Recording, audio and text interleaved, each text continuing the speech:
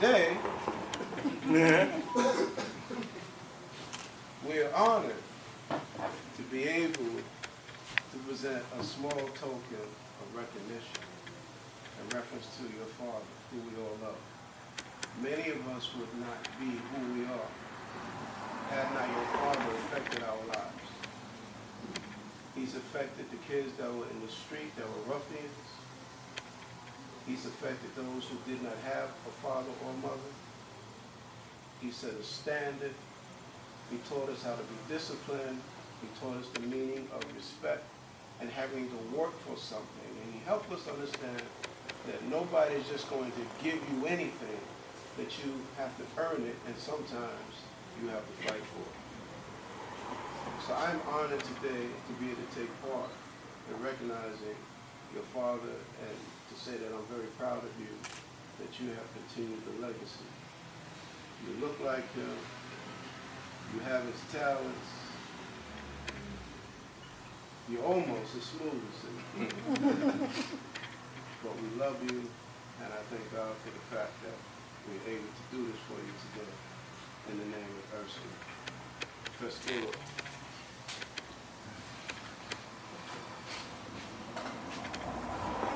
Master teacher is correct. Even though he's Erskine's son, I really didn't care. If your skills ain't up to par, I'm not giving you nothing. I've been that way since I've been in here.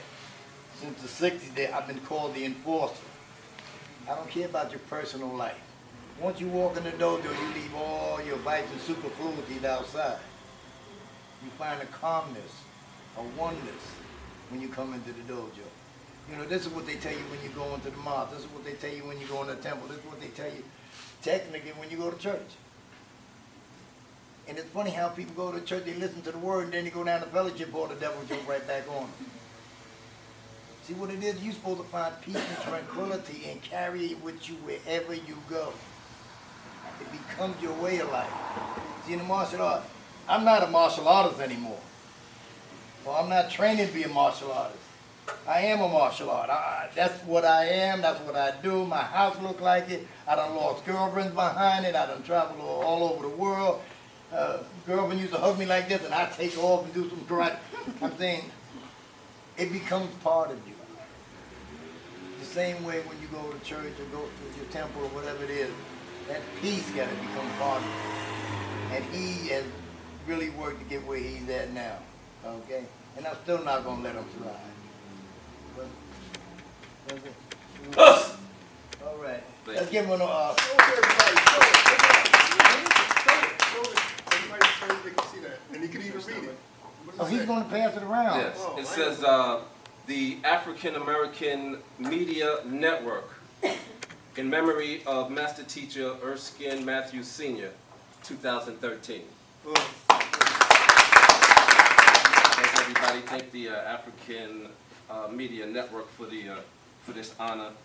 I accept this on behalf of my father and behalf of all of my brothers and sisters throughout the country and the world. I got a brother in China also. But what I will say is this, is that in the ability to bring forth a art such as Ketsugen, it's a huge sacrifice. There's a huge sacrifice in any genius. And when that genius takes over a person, that person is no longer inside the realm of normality. Meaning that as the son of a grand master and a founder of a system, there was times as a child I'd be watching TV. We would be watching TV. My father would just get up, turn the television off, and say, wait a minute, everybody get out. And he would just start pushing furniture to the side. He'd just start practicing something that struck him, and he had to get to it right then. 4 or 5 years old, you don't really understand what that is. You don't know what that is. That's genius. You understand it when you become an adult, but as a child, you don't understand that genius when you're seeing it. 3 o'clock in the morning on a school night, you hear noise. You walk downstairs. I see my father. He's sitting in a chair, sweating ridiculously, and there's a bucket of rice and sand, and he's just sticking his hands in it. Obviously, he was there for hours. I come down, I got sleep in my eye, I'm like, Dad, what you doing? He just looks at me and says, go upstairs. You don't know what that is. That's genius. And it takes that type of commitment to leave a mark on the planet that would surpass your lifetime. And unfortunately, there's a lot of sacrifice in it, and for those who are not inside of his genius, they may not be able to receive those actions. And even the genius themselves often don't understand their own genius as it's pulling them beyond their psychological control. Because genius, when you break the word down, it comes from genie meaning a spirit. So it's a spirit that's moving you that's beyond your conscious mind.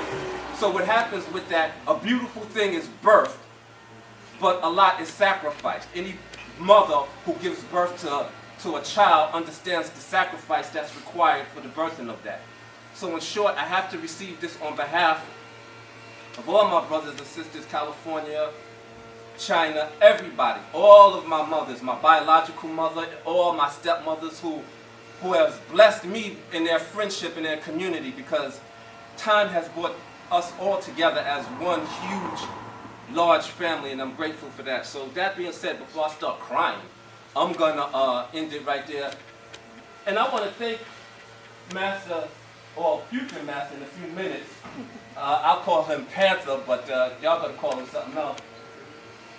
This brother, about 20 years ago, a little bit more than 20 years ago, I was in a tournament. I had just took first place in Kumite, second place in forms. That following Saturday, I was in the basement in Terrace. He might not remember this, but we was in the basement on Terrace Projects working out. Him and Russ came down there. Somehow, me and Panther had to spar. Don't ask me how this came about, but it came about. So I got this huge, two beautiful trophies in my house. So I'm in front, I'm getting ready to just dust this dude off. I never seen him before. Hajime, boom, bop, boom, boom, boom. Points all over the place. And I'm hurt, he ain't even holding back. Not holding back nothing. So I said, all right, fine. He want to go deep like that, we're going to go deep. So I get back on the line. Russ says it again, Hajime, boom, bop, bop. Beats me down again. Worse. So now I'm hurt, but I'm holding all my pain and I ain't showing nothing, poker face going. So I get back up there. Now I look at Master Russ like, you know, I'm Master Teacher's son. How long is this going to go on? Master Teacher Russ gave me one of these. Just turned his head and looked the other way, said line it back up, and again, the brother beat me down. That beatdown was one of the greatest lessons I had ever received in the system of Ketsugen. Because just as Master Gaylord just said, in Ketsugen there is no handouts. There is no skating through. Even if you Chief Grandmaster Teacher firstborn son bear his own name, you're not getting any breaks. That day I went home, looked at those trophies. At first I was going to break them up and throw them out, but they was too pretty. So I said what I'll do is I'll let these represent humility, humbleness, practice, dedication, because belts, gis, trophies, at the end of the day, it's what you internalize, what you become. So that being said, Ketsugen is 85% mental. It's only 15% physical. And in my father's later years, he would say 100% spiritual. Because when you get a skill, an art form as powerful as this, you have to have balance in your life. Otherwise, you will end up in places where you don't need to be because the power is intoxicated. You will get drunk with power. That being said, us! Skip! Thursday.